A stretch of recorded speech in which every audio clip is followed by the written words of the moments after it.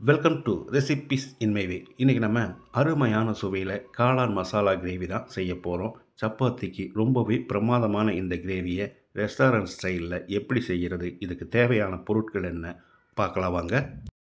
ஒரு பாக்கெட் காளானை சின்ன துண்டுகளாக நறுக்கி வச்சுருக்கேன். இதனோட அளவு 200 கிராம். மிக்சி ஜாரில் ஒரு துண்டு பட்டை, 2 கிராம்பு, 2 ஏலக்காய், 1 நட்சத்திர சோம்பு, 1 டேபிள் ஸ்பூன் மல்லி, 1 டீஸ்பூன் மிளகு,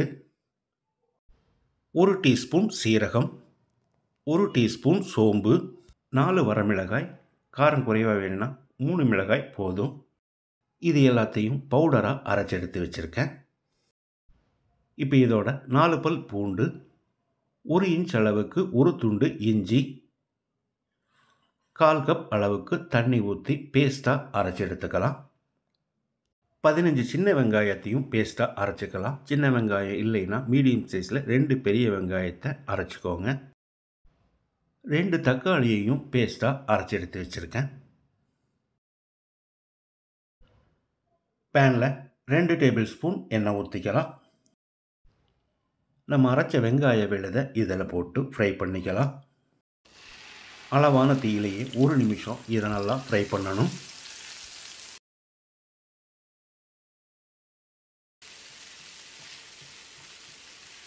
இப்போ இதில் நம்ம அரைச்ச தக்காளியையும் ஊற்றி கலந்து விட்டுடலாம். தக்காளியோட பச்சை வாசனை போகிற அளவுக்கு 1 நிமிஷம் இது கொதிக்கட்டும்.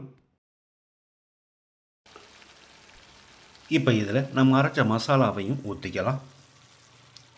கூடவே மிக்சி ஜார் அலசி கொஞ்சமாக தண்ணி சேர்த்துக்கலாம்.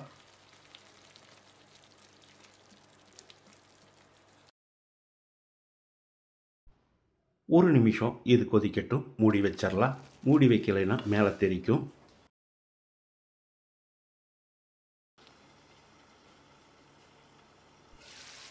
இது நல்லா கொதித்து வந்துடுச்சு. இதை ஒரு தரம் கலந்து விட்டுடலாம். இப்போ நம்ம காளானை சேர்த்துக்கலாம். கூடவே இதுக்கு தேவையான அளவு உப்பு. நான் 1 டீஸ்பூன் உப்பு சேர்க்கிறேன். பத்தலைனா மறுபடி கூட போட்டுக்கலாம். காளானில் மசாலா பிடிக்கிற மாதிரி ஒரு 2 நிமிஷம் இதை நல்லா ஃப்ரை பண்ணி விடணும்.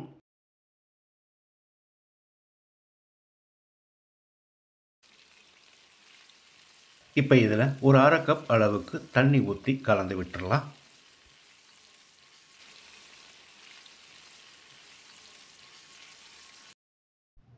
காளான் நல்லா வேகட்டும். ஒரு 5 நிமிஷம் மூடி வச்சிடலாம்.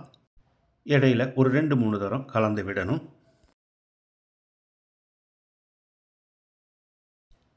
5 நிமிஷம் மூடி வச்சுருந்தோம். இப்போ காளான் நல்லாவே வெந்துருச்சு.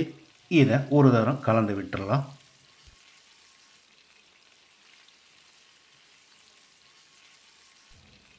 மூணு டேபிள் ஸ்பூன் முந்திரியை ஒரு 15 நிமிஷம் ஊற வச்சு பேஸ்ட்டாக அரைச்சி எடுத்து வச்சுருக்கேன். இதை ஊற்றிடலாம்.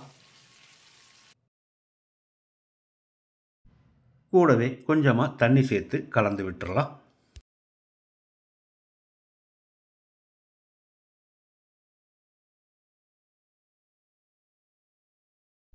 இப்போ இதோட 2 டீஸ்பூன் அளவுக்கு கசூரி மேத்தியை பொடி பண்ணி போட்டுக்கலாம். கசூரி மேத்திங்கிறது காஞ்ச வெந்தயக்கீரை தான். இது நல்ல வாசனையை கொடுக்கும். பொடியாக நறுக்கின மல்லி இலையும் தூவி கலந்து விட்டு ஒரு 2 நிமிஷம் ஸ்டவ் எரியட்டும். அதுக்கு பிறகு ஆஃப் பண்ணிக்கலாம். மணக்க அருமையான சுவையில் ரெஸ்டாரண்ட் ஸ்டைலில் நான் செஞ்சுருக்கிற இந்த காளான் கிரேவியை இதே மாதிரி இதே அளவுகளோடு நீங்கள் செய்து பாருங்கள். இந்த வீடியோ பிடிச்சிருந்தா லைக் பண்ணுங்கள், கமெண்ட் பண்ணுங்கள், ஷேர் பண்ணுங்கள். சப்ஸ்கிரைப் பண்ணாதவங்க சப்ஸ்கிரைப் பண்ணுங்கள். மறக்காமல் பெல் பட்டனை கிளிக் பண்ணுங்கள்.